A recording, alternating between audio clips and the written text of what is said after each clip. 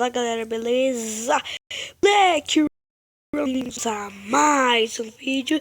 E hoje estou fazendo um tutorial de como fazer uma fogueira no Minecraft Pocket Edition.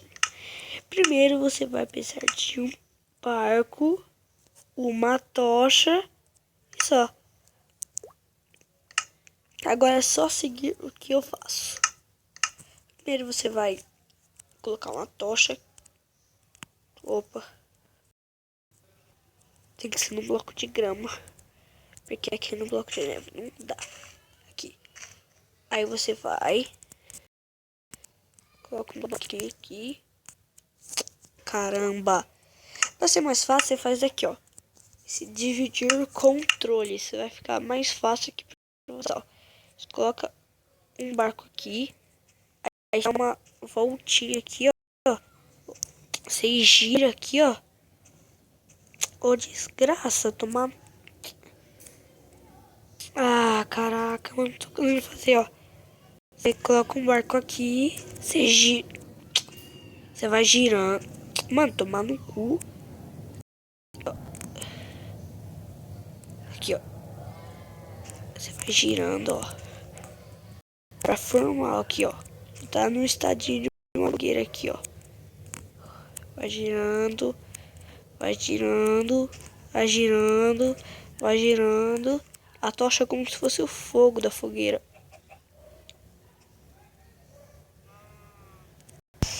E bom, galera, voltei. Tá aqui a fogueira, ó. Tá no formato de uma fogueira aqui, ó. Meu Minecraft bugou tudo.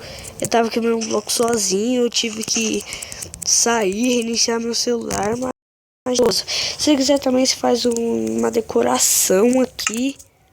Cadê? Peraí. Você pode fazer decoração na sua fogueira como se fosse mesmo, tipo...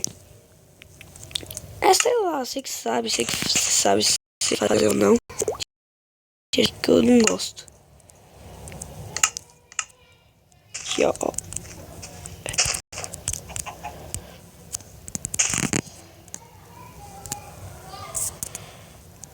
Cadê?